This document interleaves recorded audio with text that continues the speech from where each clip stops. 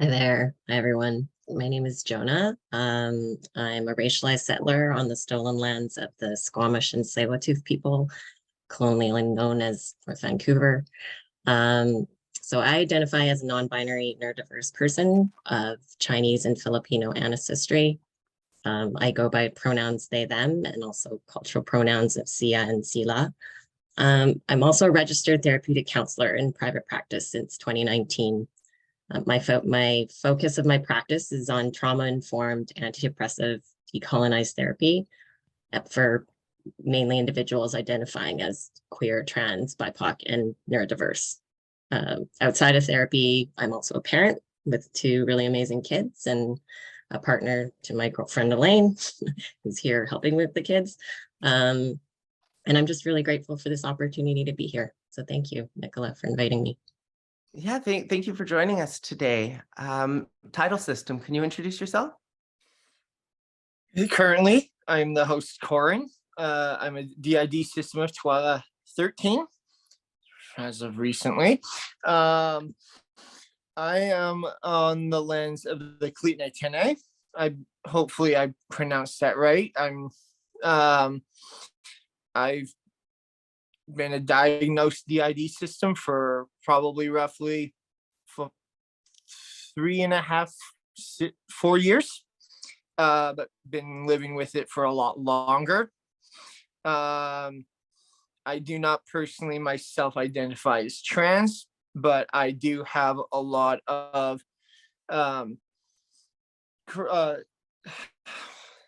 mixed gendered alters. Some of my alters do actually present a lot more feminine. A lot of my alters actually in the real playing dress a lot more feminine, like Harlow and Hope and Zaku. And it's just a lot of the time when I'm actually in the inner world, one of our alters kits, I actually appears as more trans, like actually mixed pretty much right down the middle. So it's just the body dysmorphia happens quite a bit for us, especially out on the outer world. I'm excited. Sorry, I'm blurring my words a little bit, but yeah, that's where I'm from. I'm living in Prince George, and yeah. Great. Well, thank you so much for joining today. I'm really interested to hear that perspective because it's one that we haven't had on our panel before. And Teri, can you introduce yourself, please? Hi, yeah, my name is Teri Westerby. My pronouns are he, him. I'm coming from Chilliwack, which is the traditional unceded territory of the Halkomelem speaking people. That is the Chilkowiak and Pelalt people, Stolo Coast Salish. I'm a school board trustee, just recently elected in this past 6 months. But I come with a background of community involvement and was the founder of the Chilliwack Pride Society, along with a number of queer people in Chilliwack. And what we've seen is a significant change from what was and is still known as the Bible Belt, where we have one of the highest number of churches per capita. What we have now become is also the city known with the #1 highest rainbow crosswalk per capita. So I call it the pendulum of change, where you push back and forth, and unfortunately we're seeing a lot of that today. But I'm really happy to be here and celebrating Trans Day of Visibility because I identify as a trans man, and that we're just continuously making history and pushing the boundaries of what it means to be ourselves and to take up space. So I'm really glad to be here today, and I'll stop there. Thank you. Yeah, thank you so much for joining. And the Chilliwack school board is looking a lot better these days than it did prior to the last election. I'm excited to see you there. And Ashley, can you introduce yourself, please? Sure. Hello, everyone. Thank you for having me with you today on Trans Day of Visibility. My name is Ashley Shade. I am from North Adams, Massachusetts. So I'm here from the United States. And I believe our lands were originally settled by the Mohican and the Wabanaki peoples. So those are the tribes that used to inherit the lands that we now live on. I am an elected official here in North Adams, a city councilor. I'm the first trans person to be elected to office in my city and in my county. And I also serve on the IDEA Commission, which is Inclusivity, Diversity, Equity, and Access here in our city. And I also serve as the political director of the Democratic Freedom Caucus here in the United States. So thank you for having me with you. Thank you for allowing me to celebrate Trans Day of Visibility with you. And thank you all for being here with us, celebrating and being our most authentic selves. It's a beautiful thing. You all deserve to be celebrated. And I love you all. So thank you for coming. Thank you very much. And I'm going to encourage our panelists to be concise with the responses so that we can stick to schedule as we move along through these questions. The first question that I have is for all of our panelists. We're going to go in the order of Teri, Jona, Ashley, and then Tidal System. And the question is, what does Trans Day of Visibility mean to you? So Teri, can you start us off? Okay, I'll do my best to be concise. It means a lot to me to be visible as a trans person, because I find that for myself as a trans man, it's quite easy for us to put our heads down and just blend in and hide. And it's not something that I'm extremely privileged, and I just want to take a minute to recognize that I have an extremely supportive and loving support system, my family, my friends, my community, and that privilege gives me the opportunity to be out, knowing that I can show people that there's many different ways to be trans and just to be in general. There's so many different ways to be human, and that's beautiful. And that you can succeed as a trans person and you can live a full, happy life. And so it's really important to me to say I'm trans and trans people are beautiful, and share my joy so that other trans people can find themselves and share their joy as well. Wonderful, thank you. And Jona? So for me, it's a day to center the existence of my trans siblings and highlight the struggle and marginalization of trans people. Many of us still remain invisible, and from a mental health perspective, this actually has potentially deathly consequences in the form of anxiety, depression, suicidal ideation due to masking. And then those of us who do choose to be visible, we also potentially set ourselves up for harm for violence from transphobia. For me personally, I decided to become visible because from a decolonized perspective, I feel that this is actually the antidote to the mass genocide of trans ancestors due to colonization. For me, visibility, it's a reclamation of my pre-colonial ancestry. Many indigenous cultures, including indigenous Filipino culture, there was a third gender that was annihilated by colonization. And so for me, this is a reminder of the existence of people outside the current dominant culture gender binary. So, wonderful, thank you. And Ashley?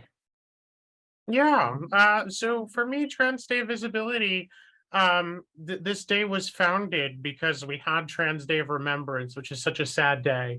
And somebody decided we need a day to celebrate the people who are still here and celebrate trans joy and just celebrate being who we are.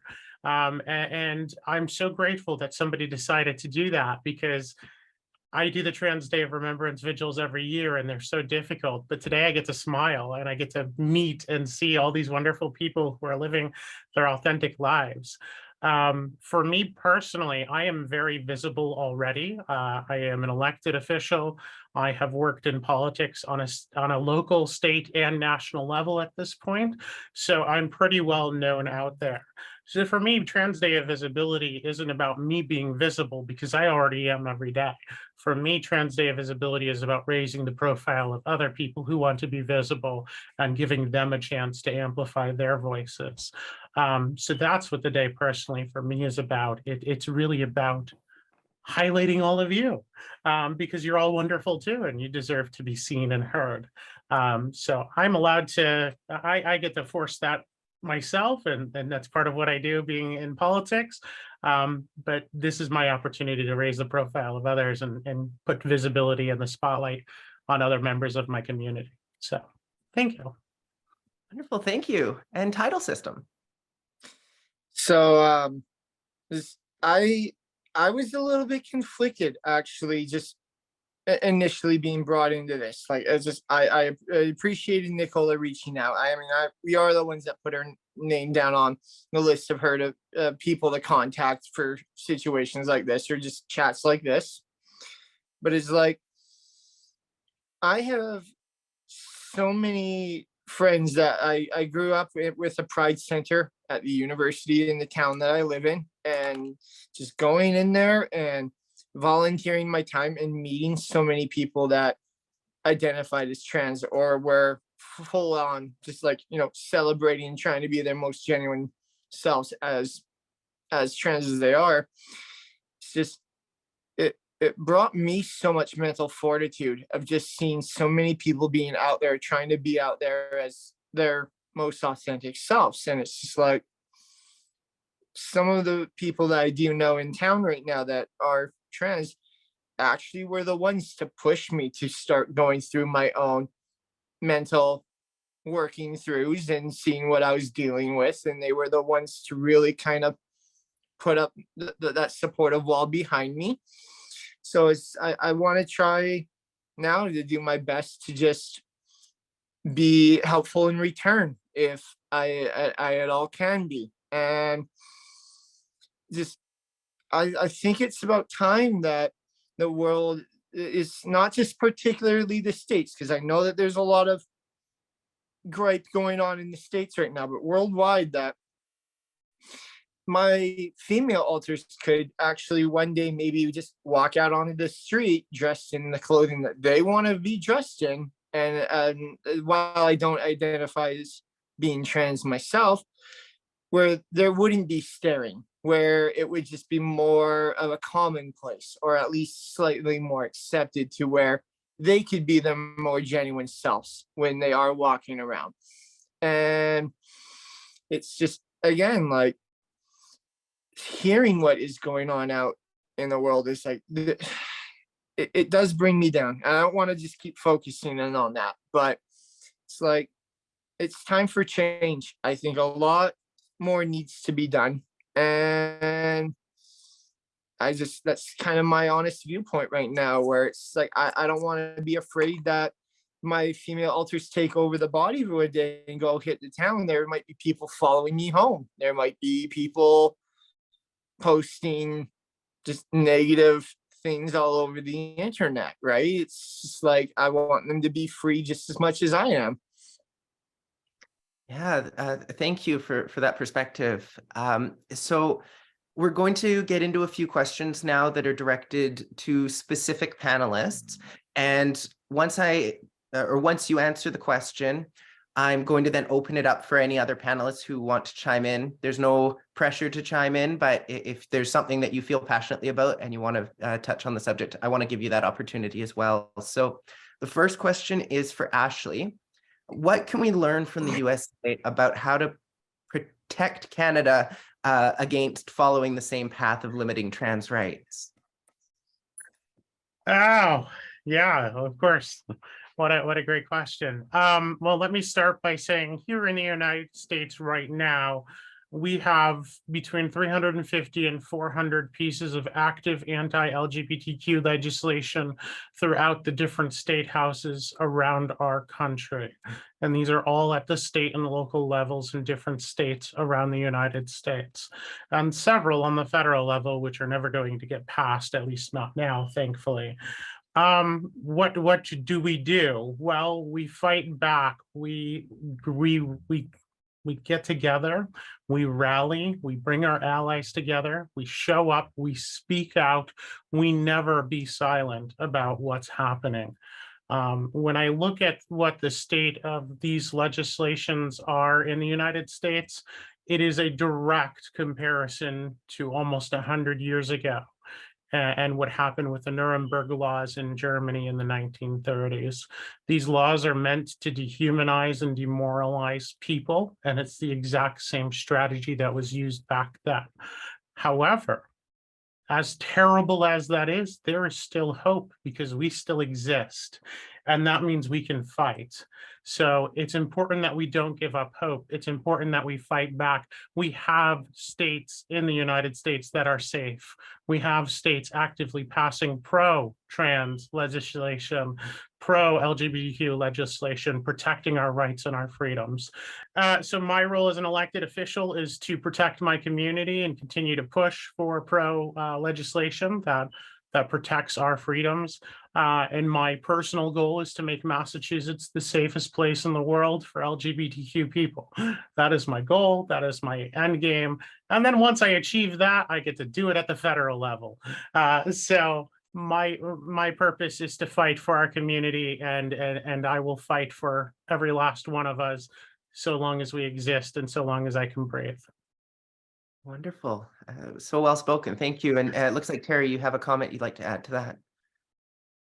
Oh, I'm just clapping my hands because it takes a lot of fortitude and resilience, tenacity to continue fighting in the face of such fear and ignorance and in your face hatred that I really applaud you, Ashley, and all the work that you're doing. Yeah, ditto on that. Do any of our other panelists have something they'd like to add on this question? Seeing none, I'm going to move on to our next question, which is for you, Teri. Children are at the center of many people's concerns around trans people. What impact does transphobia have on kids, or what have you noticed? It's complex because kids hear things on social media, they pick things up at home, they hear their parents talk, and the kids are questioning themselves, they're developing their identity, that they're going through that stage in their life where they're and growing, their brains are developing, and they're pushing boundaries, and they're trying to figure out what society is like and where they fit and who they are. And a lot of that includes their identity. And for myself, I grew up, in the 2000s. I was in high school in 2000s, and we would say things that were terrible, and we didn't know what we were saying. We had no idea the impact of the things that we would say. And I think a lot of that is happening today in schools, where they're hearing the things that are going on in the States, especially because, social media and online gaming, there's a lot of negativity in that space. And then they bring it to school, and it prevents kids from being themselves. It creates more fear, more hypervigilance. And the kids that are trans, are the kids that are aware of who they are. When they go to school, they don't feel safe there, and they don't always feel like going. And it takes so much more mental effort for them to get up in the morning and go to class, especially knowing who might be there that's going to bully them, or who has bullied them in the past. You never know. And people who knew you and before you transition, are they going to out you? So just constant hypervigilance, never knowing when your friends are going to turn on you. And that type of mental health, it completely turns, it eats away at you, and you internalize it. Especially kids, they internalize a lot of that messaging. Maybe I am sick, maybe I am twisted, maybe there is something wrong with me. And that's why there's so much negative mental health effects around people who do identify as trans, because of that self-image. And I think that's why days like this are extremely important, because self-esteem is imperative to becoming successful. And seeing successful trans people, seeing happy people, it shows those trans kids like, hey, this isn't a reflection of who you are. This is a reflection of how society is, and society can change. But the more we support and love kids and show them that they matter, for no matter who they are, the more that they're going to grow into themselves, learn and push themselves, and succeed. And I think that's what we want for every kid, is just to be happy and to succeed. Wonderful. Yeah, thank you for that. Do any of our other panelists have something they'd like to say on this question? Yes, Tidal System. Hello, guys. It's Harlow. I don't know if anyone else noticed, but regardless, you spoke about something there that actually did kind of bring up some stuff that in my mind, and I know it's again kind of more in the realm of mental health, but with all these things that are going around on social media, the fear aspect, the being thinking in a different mind state, is just, if back in our day growing up in high school and going into high school, if there was even a lot more acceptability around just people opening up about their mental health, we would have came out of the just metaphorical closet of our what was going on in our head a lot sooner. I mean, it's just we started looking into our mental health not even 4 years ago, and we're out of college. Like, we're older than we would be going into a university now. And it's just like, when I was starting to question everything, or we were starting to feel, or like a lot more of the alters were popping up for us, it's like we didn't want to ask because we were afraid of that fear aspect that we would be labeled as crazy. Right. So it's like, it's just now that it's coming into more of a light, and more out into the open and more visible, or trying to become more visible. It's like, no, these are the conversations that need to happen and should have been happening from the start. Yeah, absolutely. And we're going to get into the concept of intersectionality between mental health and trans identities a little bit later, because that's a sort of a tricky subject to broach at times, but I think it's an important one to talk about. Before we get to that, oh, sorry, Ashley, you had something that you wanted to say on this as well? Yeah, I just want to throw in a quick thing. When it comes to children, we need to remember children are human beings too.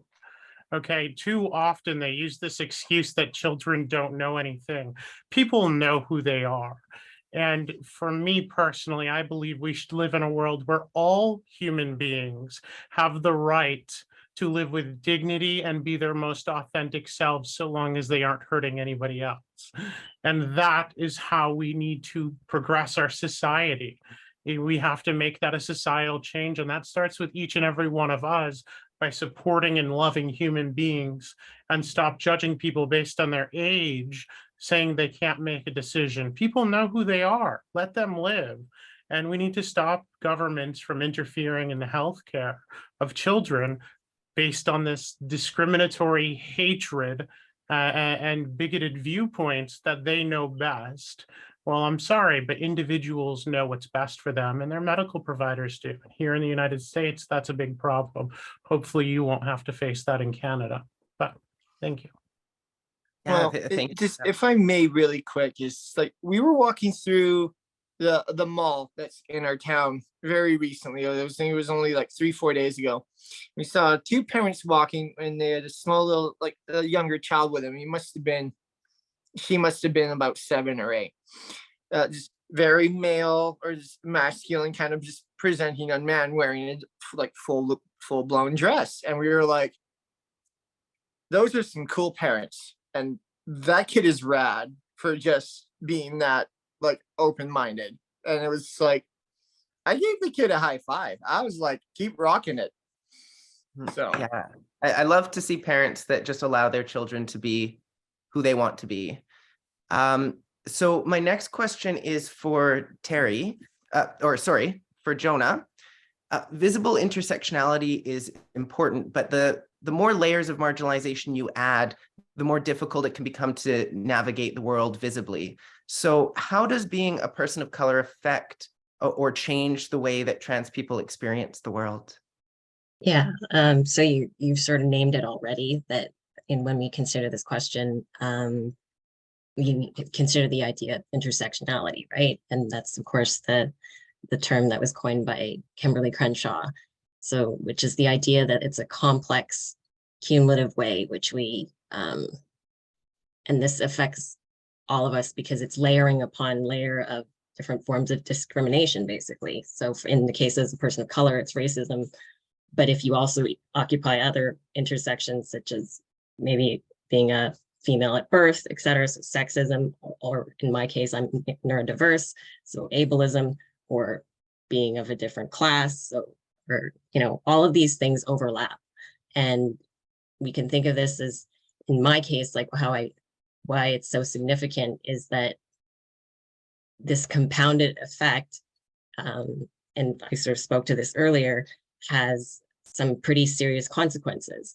I actually just discovered recently that this was an American study, but it showed that the attempted suicide rate for multiracial transgender people is actually 33 times higher than the general population. And just to sort of add more of a personal note onto this, technically I am one of those statistics. In my early 20s, I actually suffered from what was then diagnosed as a severe chronic depression. And I was in and out of the hospital for multiple suicide attempts over a five-year period. And I didn't have access to appropriate therapy. And fast forward almost 15 years, and then I finally got access when I went to counseling school, which was only 6 years ago. And so for me, I actually only felt safe enough to come out only about 2 years ago. And I'm 42 now. So that's 40 years of hiding due to the effects of systemic oppression. And so, just to consider that if you're a racialized person, what happens is that you're denied or you're gatekept from access to therapy. Sometimes we get misdiagnosed. Like initially I was told that it was chronic depression, but I now know that I'm also neurodiverse, and that was never access to assessment for that was never an option when I was growing up, right? And so you put all of these factors together, and we're put through a mental health system that still to this day does privilege white folks. And then culturally, what also could be happening within our own cultural ethnic groups, we could be also still experiencing transphobia or homophobia within our own cultural groups. And so you take all of those factors, and it sort of hyper exaggerates the amount of trauma and oppression that someone who's racialized will experience if they're trans than, say, someone who is white. Mm-hmm. And I know earlier I said that I was going to provide everyone an opportunity to chime in after the questions, but I don't think the rest of us are racialized, so I don't think that would be appropriate for this particular question. So thank you for your answer. I'm going to move on to the next one. The next question, I'm going to preface this first. So I didn't introduce myself at the beginning of this. My name is Nicola Spurling. I'm a trans woman. And when I was coming to terms with my gender identity, I briefly identified as bigender. I have some stereotypically masculine interests, and it made me hesitant at first to identify as a woman. And as I was attempting to sort of seek an understanding of my identity and to try to build community around that, I joined a bigender forum online. And I want to highlight that being trans is not a disorder, but we often intersect with people who have disorders. For instance, I have ADHD. And when I was on this bigender forum, I noticed that a lot of people said that they were dealing with DID. They had alters who had different genders and experienced gender dysphoria. And so they found a community on that bigender forum underneath the trans umbrella. So that's why I thought it was important to talk about this perspective today. And Tidal System is here to explain to us what it's like to experience DID from that perspective. So Tidal System, can you briefly explain what DID is, and then what your trans alters or your alters who identify as female experience in the world, or what that experience is like? And I'm going to give you the full 5 minutes to answer this question. And then the next question, we'll try our best. So dissociative identity disorder, I'm going to describe it how it was always told to us. And Corin's a lot better at explaining this than I am, so this is a little bit more of a challenge. But basically, when a normal human child brain is developing. It reaches full maturity by the ages of 8.5, maybe even 9, maybe 10, where the brain fully completes its maturity into one personality, or like their one individual personality. What happens to someone with DID is there is a serious repetitive stress and or trauma that is so hard and repetitive to deal with that to survive, the brain just decides to, I'm going to break into different parts, and I'm going to put up a amnesic barrier in between each of us. We're very lucky as a system that while we don't actually remember everything that the other one is doing, there are times where memories can bleed through. I can remember what Corin was talking about, like the beginning of this, and that's why I'm so aware of what's going on. Or we leave each other notes to tell each other what's kind of going on, what happened. But it's just the brain cannot handle a serious repetitive trauma. So its safest and only safe mechanism is to just shatter. And I came into we came into our own awareness kind of through the years, or as we visited a trauma that we didn't even remember happened, brought up enough memory that the alter was able to be like, hey, I'm actually awake now. What the heck is happening? I'm lucky because I know 13 is kind of like a normally bigger number, just for people to say it's like I have 13 of these. But there are hyperfractured systems with well over 100 alters. And there's a system that I know, they're a married couple, like the body and their wife is married. She has never actually met the original personality that was born in the body over the 10 years that they've actually known each other. So it shows just some layers and difficulties there. I am getting a little bit lost in my ramblings because everyone's now talking about what they want to talk about. Nicola, can you reiterate for us? Sorry. Yeah, so the follow-up question was around how do the alters who are trans or who identify as female experience the world through your body? Inner world, we're fine because we each have our own individual body. We can interact with each other if we're actually able to meet up all in the inner world. The inner world's a safe place. It's a construct of the mind where sometimes alters or the whole system can actually meet if they're strong enough or there's enough connection between each of the alters.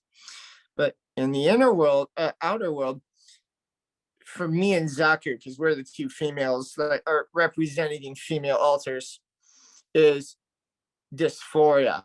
We feel body parts that aren't actually there. I'm actually quite a bit shorter than our host is because I come up to like just past his elbow. So it's like I feel unbalanced. Dysphoria is very heavy for me. When we look in mirrors, now this isn't again every system, we can actually see what we look like in the inner world when we're actually out like interacting with the real material world.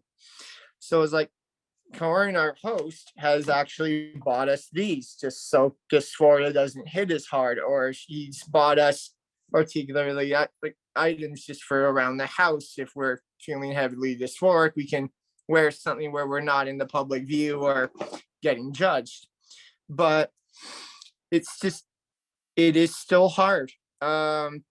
As some nights we'll be out with our partner and having a really good night on the town and something triggers a switch. And then all of a sudden there's a person in the body that's not fitting the body trying to enjoy the rest of the night, but there's no, remembrance of what was actually happening before.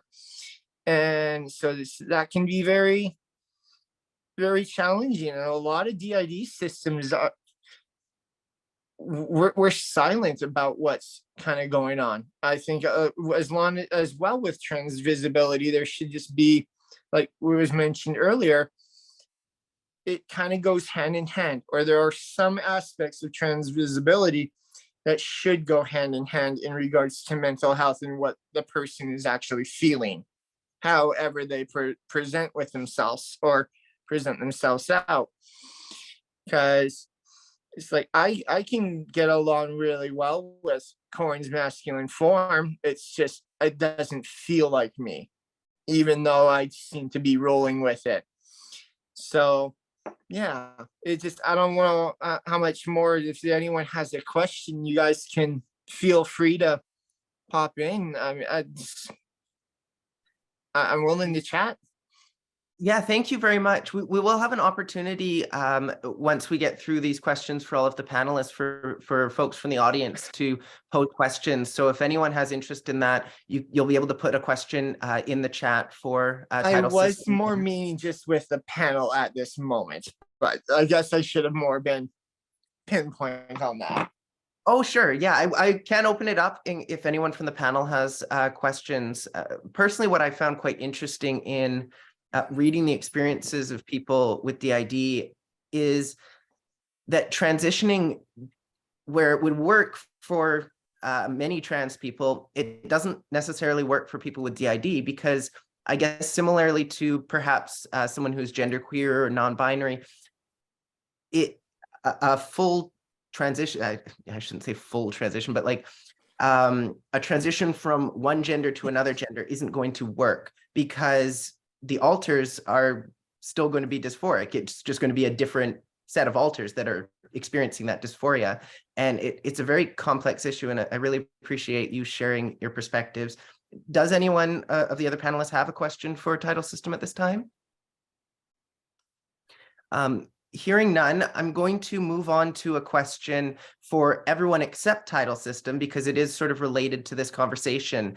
And that is reinforcing that being trans is not a disorder, because I constantly have to come back to that, because trans at one point in time was considered to be a disorder, or trans people were considered to have a disorder. That's no longer how it is viewed by the medical community.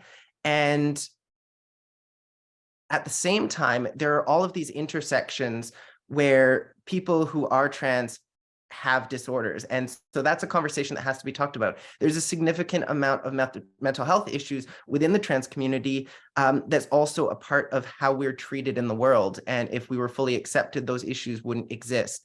So my question for all of you is, what other ways do people's gender identities intersect with mental health? And if you feel comfortable, feel free to share a personal story. I'm going to start with you, Jona. So I think it's important to consider that just as I was talking about the compounded effect of trauma, our oppression as trans people literally has a wearing down effect on us.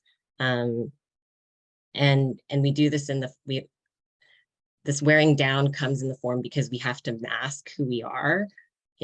Like for myself as being non-binary, I think the difficulty with that is that we live in a binary world of gender. Like you either have one or the other choice. It's like man or woman.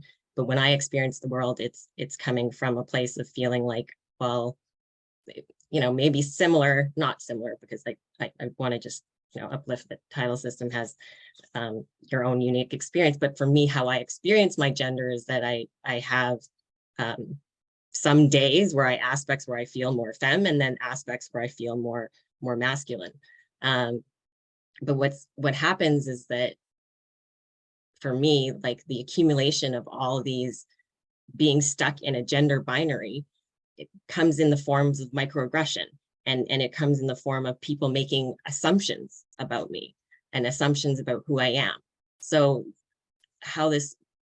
what happens is that this has an effect where whenever I reach out, even say for support, like for me, when I was in my depression, I actually never had a therapist actually even acknowledge that gender or even race was an issue that I had to consider, because it was, and that was actually quite harmful, So now as a therapist myself, I feel like I actually have a responsibility to acknowledge the impact of gender-related oppression, just like also I feel that every therapist has to acknowledge the other forms of oppression that people experience, whether it be race, ableism, sexism, misogyny, all of those things.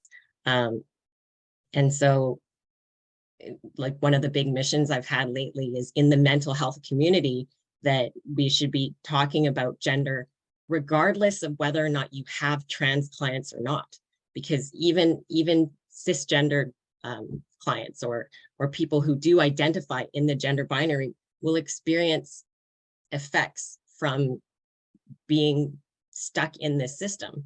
Like, we're literally being pushed into certain boxes that has detrimental effects over time. And I'd like to hear from Teri next about this. Thanks. I think that the big thing that comes to mind for me is body image. And that it's a significant issue that is it's across all identities. I find that people, the gender binary that you were mentioning is being heavily pushed wider and wider. It feels these days with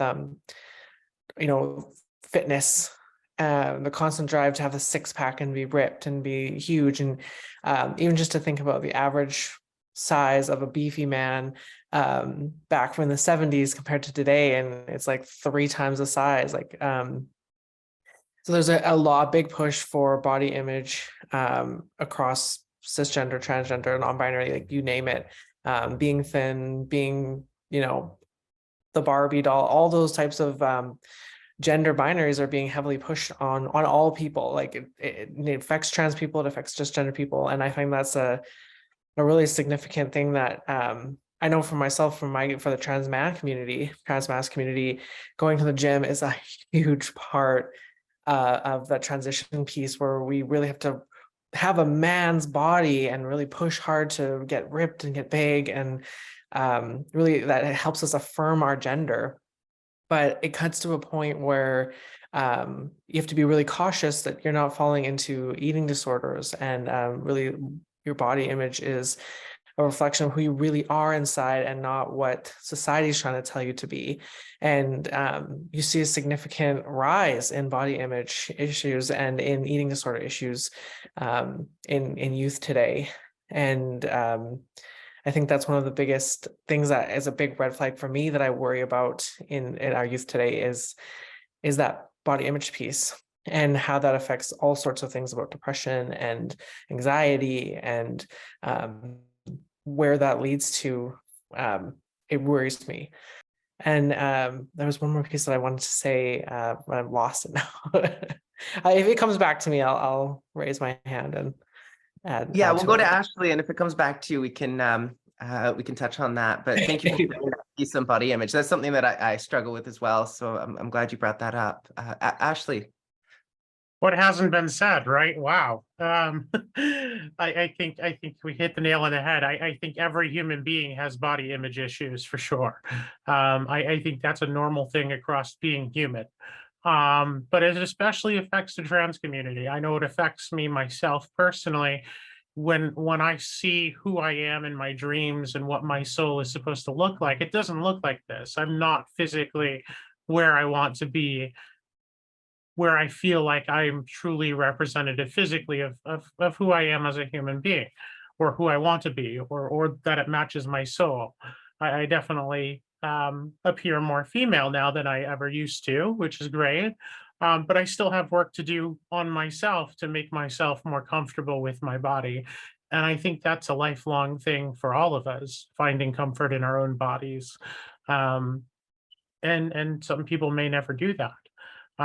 Going back to disorders, I'm a highly functioning person. However, I also have ADHD, and understand. I don't sit still, so you're kind of seeing me move a little bit, here in the background. I don't sit still very well for very long. And that's something that I have treatment for, that you know, when I take medication, it helps me function in society. I've also been someone who's had a lot of trauma in my life and have suffered from PTSD, which is really unnerving and messes with your brain in different ways, and causes a lot of depression and anxiety. So I'm a highly functional person that has all of these different things that affect me. And I've kind of had to learn to grow through them and live through them. And similar to Jona, I've been to the point in my life where I should have been a statistic, but I survived a few different times. But now I'm at the point in my life where I have found more peace with who I am, because I have a purpose, and my purpose is working towards helping the community. And because I've been able to find that, and I've been able to put my energy into something bigger than just me, it's allowed me to find some peace and kind of deal with that depression and anxiety. When it's time for me to do work, I'm not depressed and anxious. I'm ready to do work because it means something bigger than just me. It means something bigger to my community.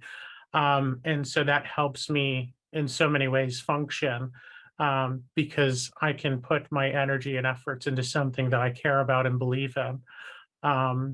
So yeah, the disorders, I think, affect all of us in some way. I think everybody has, I think every human being has some kind of body issue, for sure.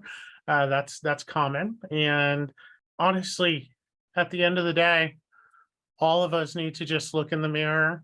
And sometimes that's really hard for me to look in the mirror. So when I don't want to look in the mirror, at least talk to yourself. Just, you know, say, hey, you survived another day. You deserve to be here. I'm glad you're here. Just remind yourself, you're all amazing people. You all showed up. You're all here. We've survived all of this craziness in the world. We're surviving. They can't take that from us ever. No matter what they do, they can't take that from us. That makes us amazing to survive in this environment.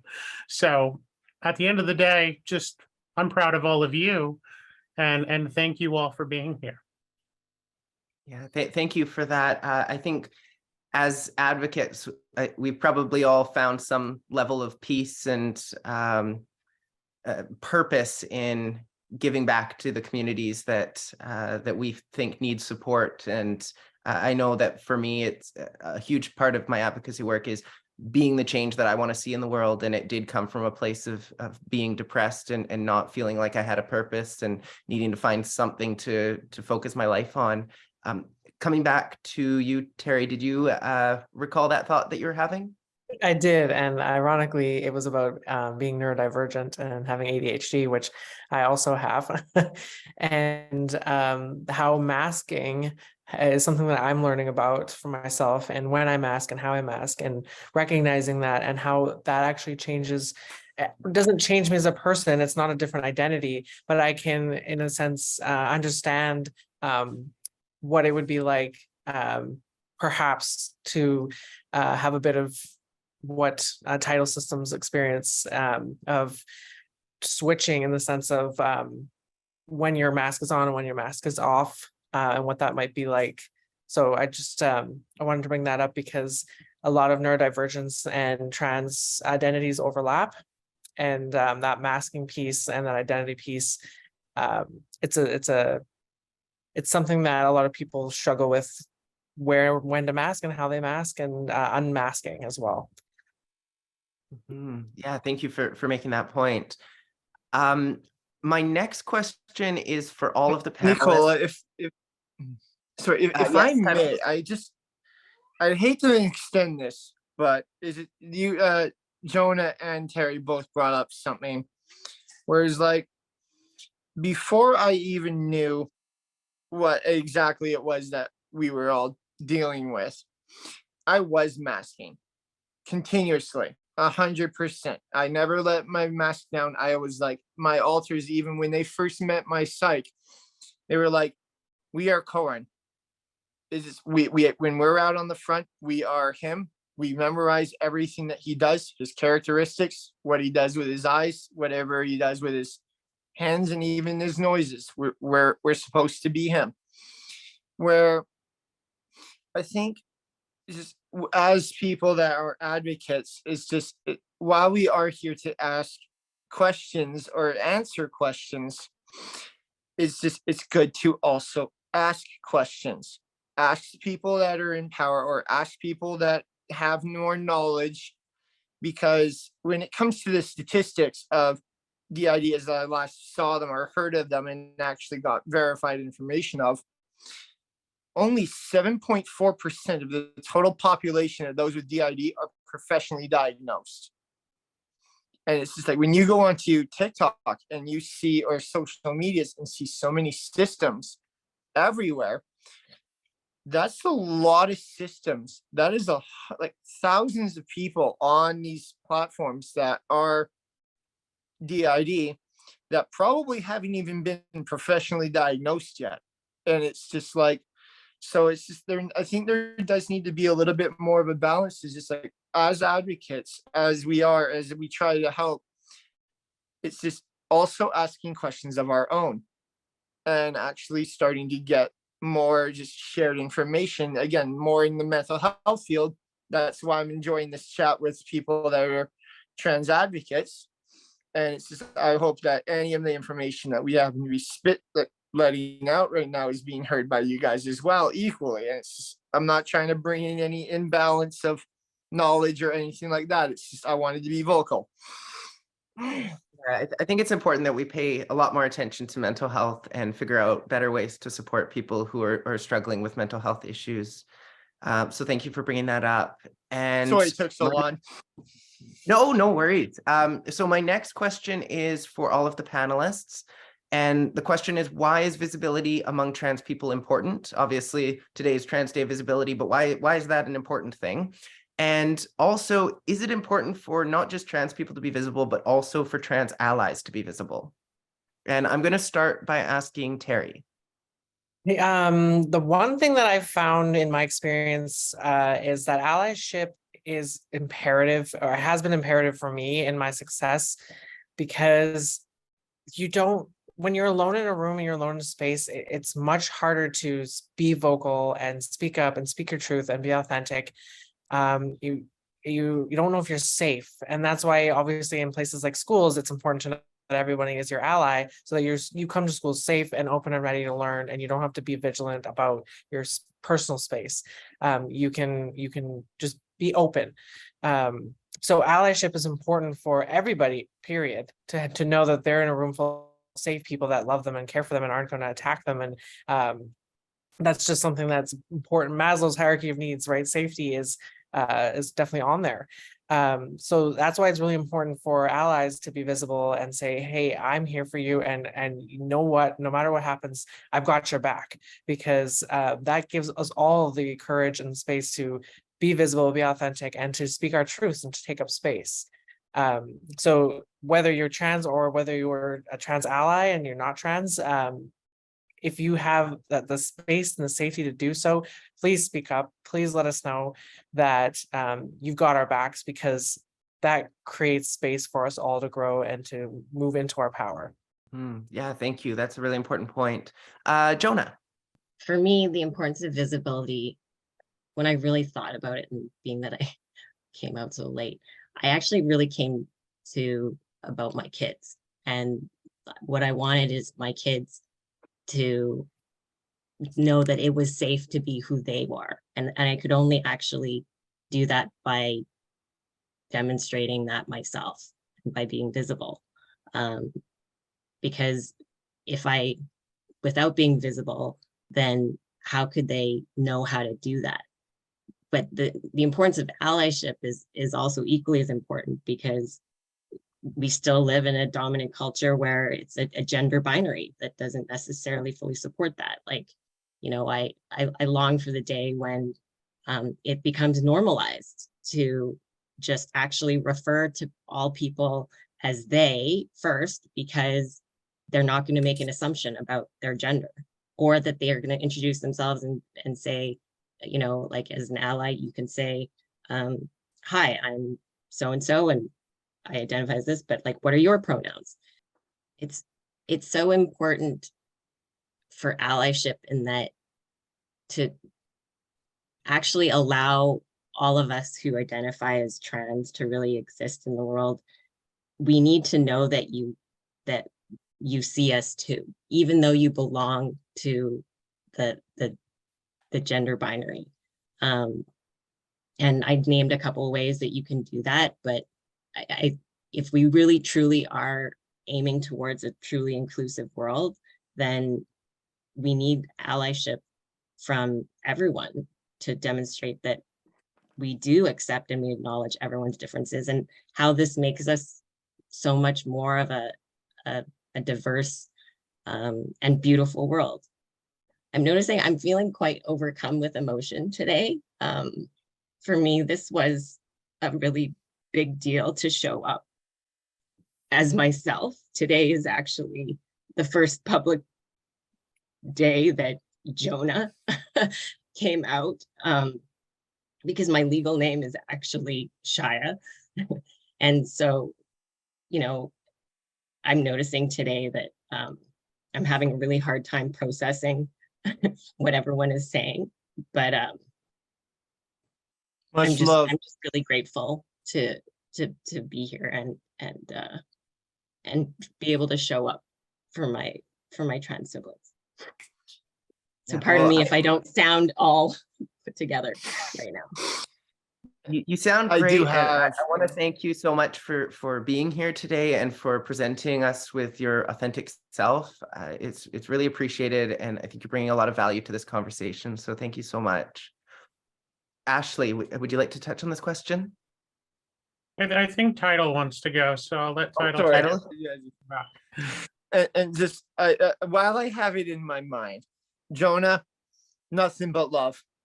Thank you so much for coming out on this today. Honestly, now I'm crying up, but I'm not going to hide that at all. That's beautiful. In regards to just visibility, whether it's mental health, trans, LGBTQIA, whatever it is, or something even new comes out in the future, it's the reason that I originally started looking into my mental health goings on was people being visible on the social medias, the YouTube, the people that were trying to advocate. And I do want to keep in all the other systems that I know privacy. So I will not be mentioning absolutely any of their names, if that's all right with everyone here. But it's like, I was sitting there like 2 years ago, maybe not even, I was watching one of our favorite systems on YouTube, and they were doing just like live streaming, and they were opening up gifts that people were sending them. And it's just like, they received a reformation letter, a religious reformation letter. And for them to be open with what they were, their actual emotions at the moment, and show how it directly affected them, is just, again, it's kind of the point where it's just, without people being open about what they were experiencing, I would have never started looking in the first place into what was going on with me. And the people that have stuck around, and the allies and people that other systems, whether they're singlets or not, doesn't really matter. If people are behind me and show that they're going to be there and support, it just makes us stronger at the end of the day, as not just as a system, but as a whole. So I definitely think, as Corin, that allies are definitely important, no matter in what exact spectrum that they are popping up in. They're crucial. And for the people that are being visible, is like, I've always used the term is just, we are stronger together. The more that we bunch up, I watched on TikTok, anti-trans protesters in Texas were drowned out by even people outside of the building on the street. that were just walking by and they joined in on the chanting is like, we are all stronger together. Absolutely, we're stronger together. Ashley, what are your thoughts? What are my thoughts? I'm going to get loud for a second. Does visibility matter? You're goddamn right it matters. It is vital. It is absolutely essential that we are visible. Why? Because representation matters. Because being visible allows other people, it gives them permission to be who they are because they see you being who you are. It gives them hope that it's okay to be who they are. It is absolutely vital that we are visible and we are loud and we are proud of who we are. I am so proud of every single one of you.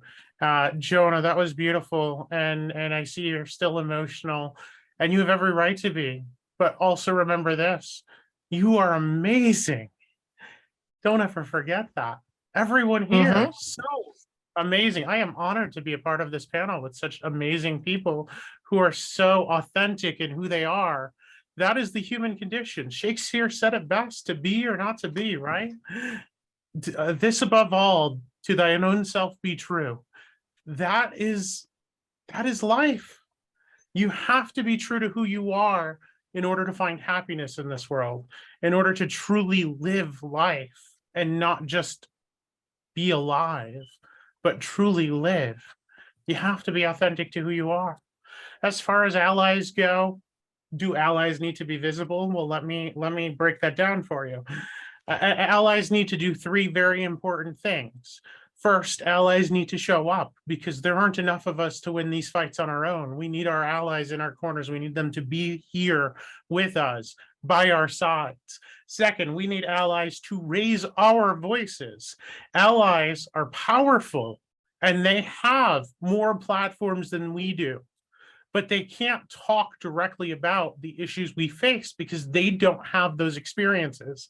They need to amplify our voices and help us tell our stories, help us show who we are. And third, and so important, allies need to speak up when we're not there. They need to tell people to stop saying hateful, hurtful things. They need to be allies 24/7, not just when their trans friend is sitting in the room with them. So do they need to be visible? You're damn right, they need to be visible too. They need to visibly show that they support us all the time. And we need to do it for ourselves. We need to support each other. We need to be allies to each other. We need to not judge each other's experiences because they are individual and unique. We need to come together and fight against the bigotry and oppression that's out there as a unit, as a team, as a group of people, as human beings.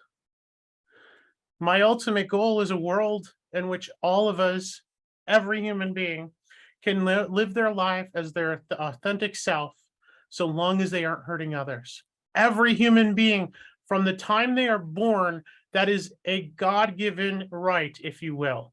You should be able to live your life as authentically as possible all the time, as long as you aren't hurting anybody. And that's the society we have to create. And it takes all of us. It takes all of us trans people. It takes all of us allies. It takes all of the people who believe in humanity. I believe in a society full of love, and I believe that we win by showing love to all people. That's how we change the society to create this place where we can exist and just be ourselves and be left alone. At the end of the day, I don't even care if people accept me or like me, so long as they're not trying to hurt me. I don't care. All I want is to be left alone and have the opportunity to be who I am and live my life and be able to have a family and have a job and live and have friends. I'm not asking for too much. I just want to exist. I just want to make my own mistakes and have the opportunity to find happiness within myself. That's why I decided to transition. I knew from a very young age that I was trans and I hid it for so long. Nobody had any idea. when I was in high school, I got really big and tall really quick. And before I transitioned, I played American football. I played for 4 years in high school, and I played 6 years on a semi-professional level. Okay, I don't know if you all know what American football is, but it's big people hitting each other really, really hard. And that was my job. But what I've learned from that is that it takes a team of people to accomplish things. And we move 1 inch, 1 yard at a time. We move the goal stick together. We move up and down the field together. When I talk about activism and what my job is as an activist and an advocate, I compare it to what I used to do playing football. My job was to play offensive and defensive line. On the defensive line, my job was to take double team hits so somebody else could make a play. My job was to get hit so somebody else could run. On offense, my job was so much more important though. I played offensive line, offensive tackle, and I had 2 very important jobs. And they're the same jobs I have as an activist and as an elected official and somebody who represents our community. My first job on the football field was to protect the people behind me and make sure they didn't get hit, to keep them safe. And my second job was to move people out of the way, to clear a hole so somebody else can run through. And that is my job as an activist and as an advocate. It is why I have to be visible. It is why we all need to be visible for each other, because our job is to make it better for the next generation and everybody else around us. Does visibility matter? It's everything. And representation is everything. That's what we're here for. Right. Wow, what a note to wrap that question up on. Thank you for that. That was inspirational. I want to encourage anyone who's in our audience, if you have any questions for our panelists, we're going to get to them soon. So pop them in the chat and feel free to direct them to a specific panelist or to all of the panelists, and I can ask them any questions that you have. My last question for the panelists that I have prepared is just around if there's anything else that we haven't touched on at this point that you would like to. Teri, I see your hand going up. I just want to share a personal story about visibility, but first I want to say, Ashley, that was so inspirational. I and goosebumps, like yeah, that was really touching. And it reminded me of a story. So when I was 15, that's when I really knew I wanted to be a boy. The internet was new, and I pretended to be a boy online, and I knew that that's what I wanted to be, but there was no representation in my life. I never met another trans person, and it wasn't talked about. And I genuinely believe that it was not possible. It was impossible. It would never happen. And so I accepted that as fact and lived my life, trying my best to be all different ways of a woman. And only once the internet became a thing and more trans people were becoming more visible, and I saw that it actually not only was possible to transition, but it was possible to live a full, happy, authentic life as a trans person, did I not only accept myself. It took me a while, definitely, to accept that, but once I did, the joy has never left me.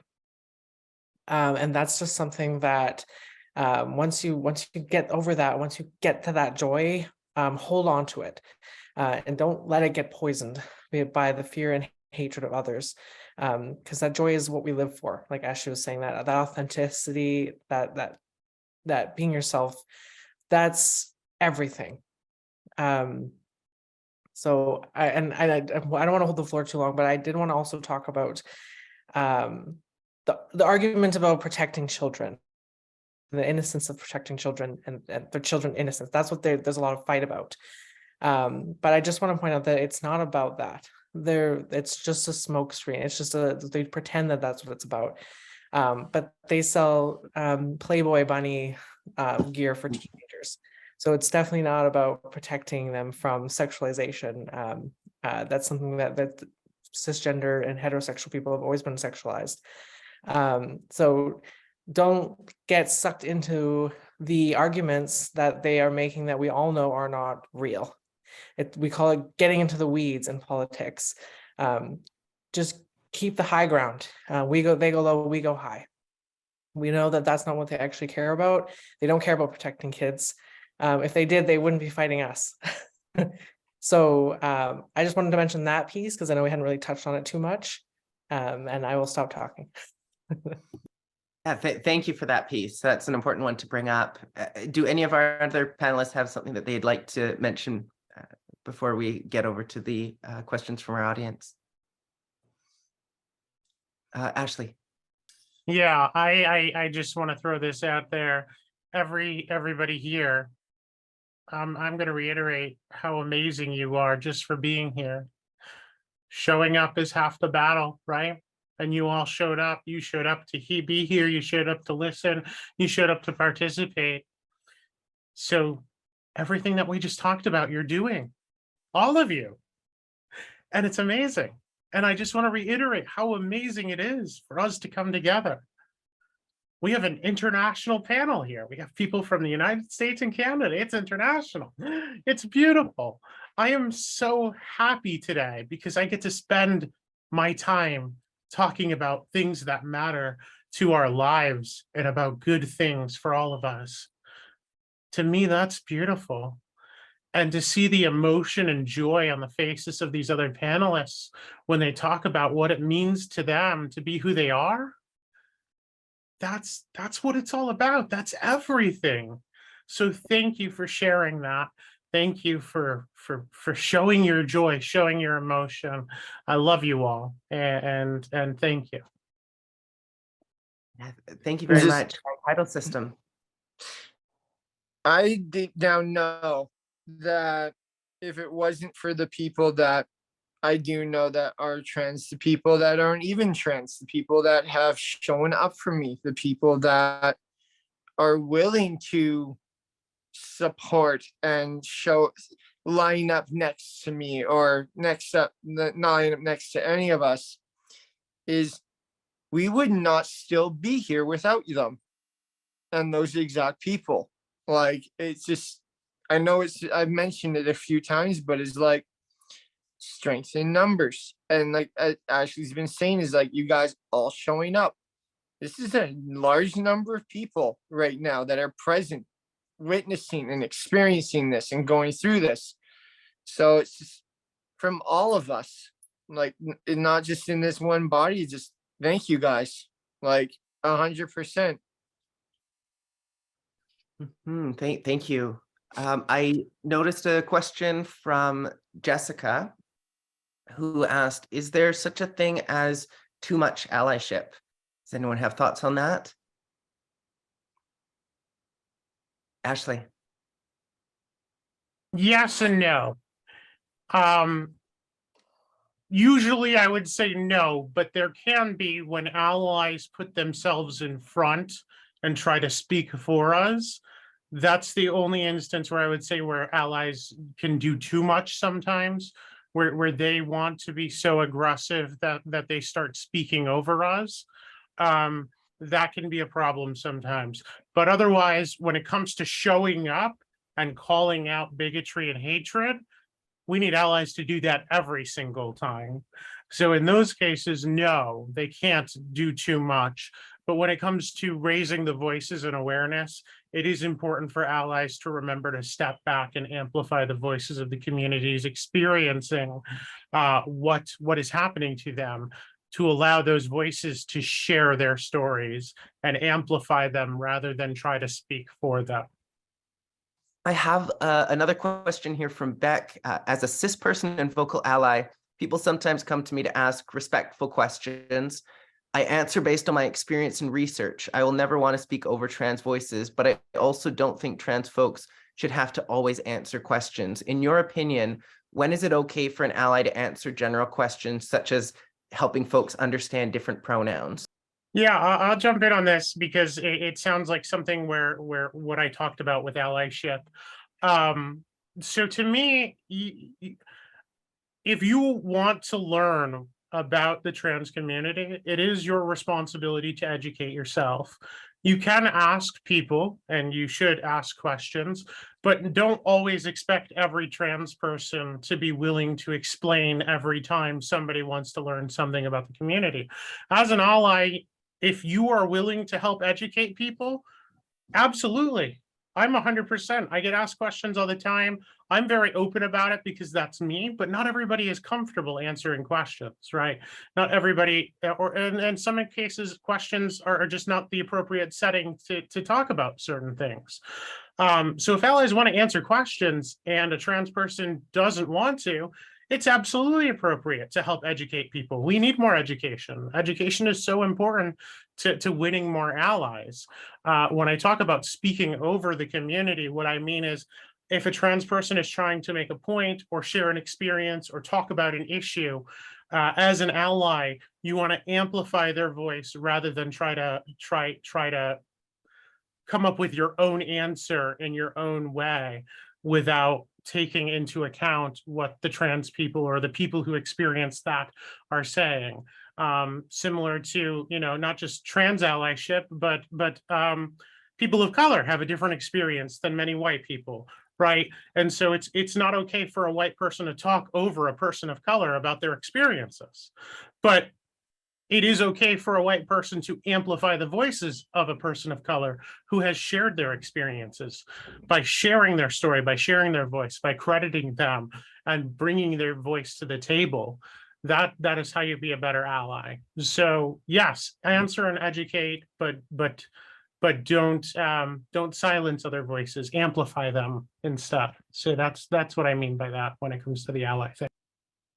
Yeah, thank you. Tidal System, I see your hand up. All right, yes, sorry. I gotta stop saying sorry.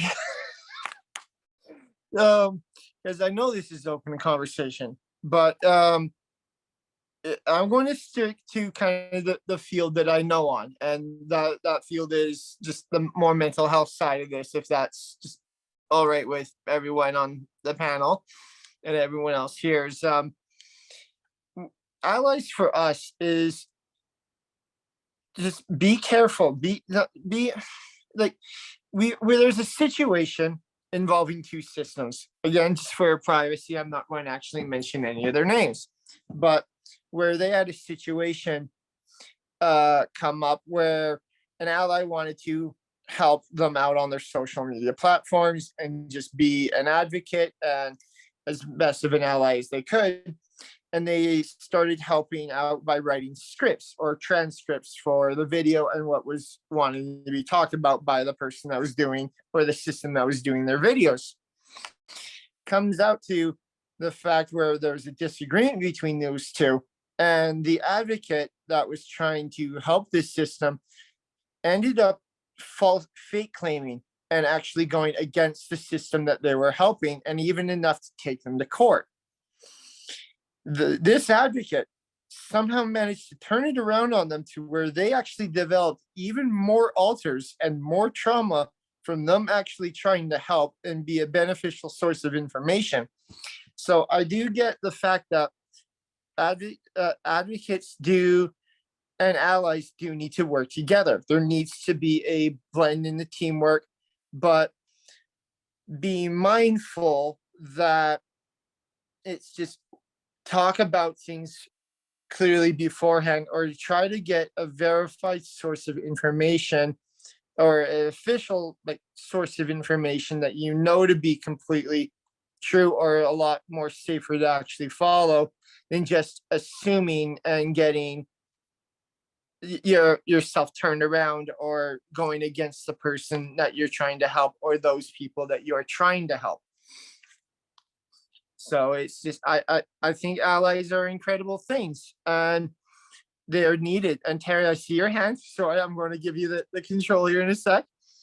But just, yeah, there needs to sometimes be a little bit of a gray area where you have to watch out for yourself, and or a representative group needs to be able to speak for themselves and actually stand up for themselves. So sorry, Teri, I'll pass it to you.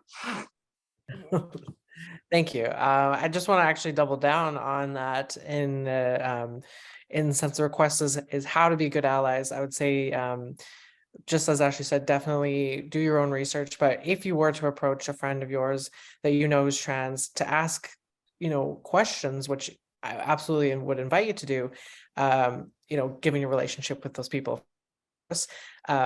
is to just check in with them that they're available and mentally ready to handle those questions at the time. If you're grabbing lunch together and you sit down together and the person goes to take their first bite and they're like, so I want to know these questions, and you just kind of bombard them, even though it's well-intentioned and you've got a good relationship and typically you could just dive into things. It might be a hard day. They might have had 12 questions like that already.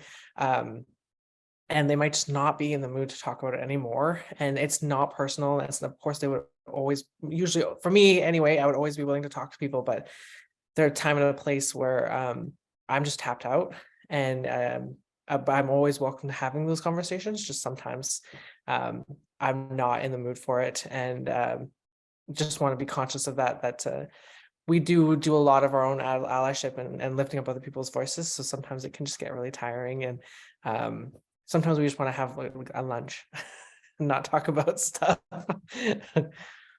It definitely can get exhausting at times, and it's really nice to have allies take some of that load off of our shoulders.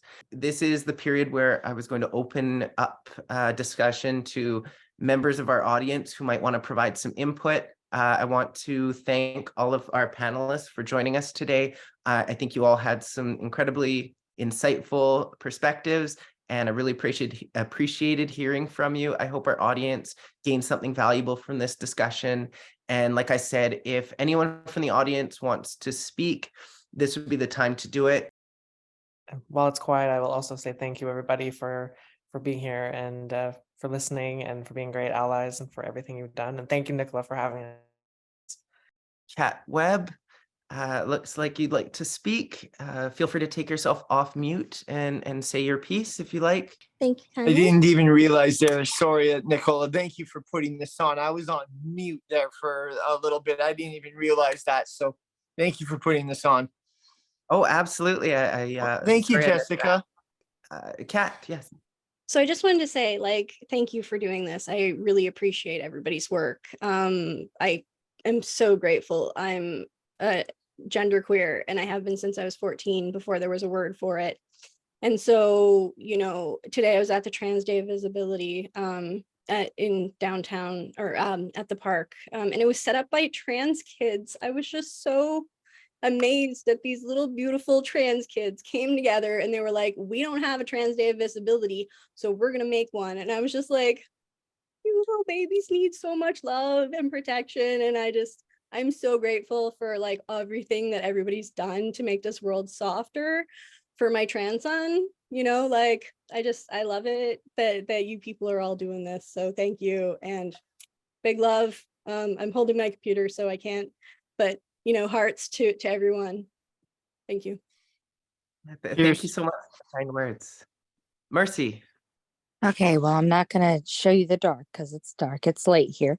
But thank you, everyone, for being here. My little sister is transgender, and being her big sister has been the greatest privilege of my life. And seeing other people fight for people, just people in general, we're just people, is so heartwarming, because where I'm at in the middle of nowhere in America, surrounded by bigots, it's hard right now. So seeing this and knowing that we're all still here, and we're all still loving each other, and we're all still talking, and that's what matters. And don't just be an ally, be an accomplice legally, and remember that we are what makes the world go round. Good night, guys. I love you. Thank you for being here. Thank you for joining us, and have a great night as well. Yeah, just Jona, again, just what you said there earlier was just so powerful. I'm still I'm feeling that hard. It was amazing to hear. I agree. I hope you're feeling fulfilled from having participated, and that it was a positive experience for you. Thank you so much, everyone, for the opportunity. Thank you.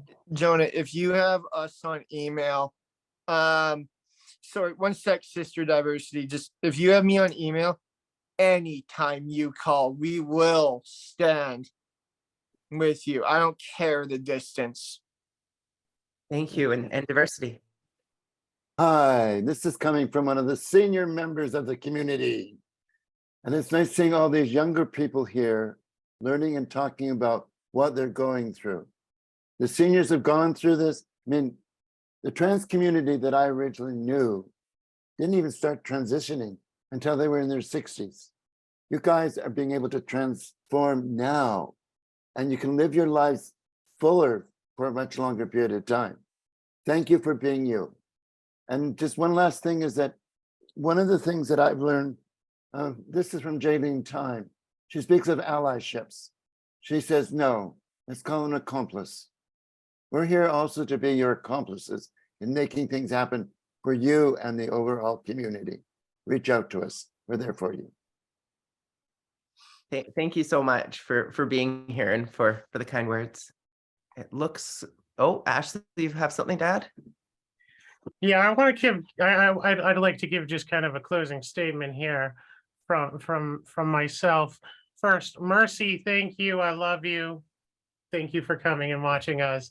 To everybody here, we're here for each other. This is what it's all about. It's all about all of us. We're in this fight together. It is up to each and every one of us to stand up and stand out. And I promise you, I will do everything in my power to keep you safe along the way. So if you don't feel safe, reach out. You're not alone. As long as we fight this fight together, we are never alone, and we never have to be afraid, because we will take care of each other, and we will show the world what it means to be who we are, and we will show that love can take care of and conquer everything. Thank you all. It's been an honor. I love you. Good night. Ashley, before you do go, just I'm not correcting anything that you said, because it was absolutely amazingly well said. But we have all, trans people have, and mental health people have been around for a while. We have been fighting, and that fight will never cease. So it's just not correcting, just more a little iteration on that. The work is never done. We stand together. And thank you all so much for joining, both the panelists and the audience. Really appreciate all of you. I love all of you. And I hope you all have a great evening. Thank you.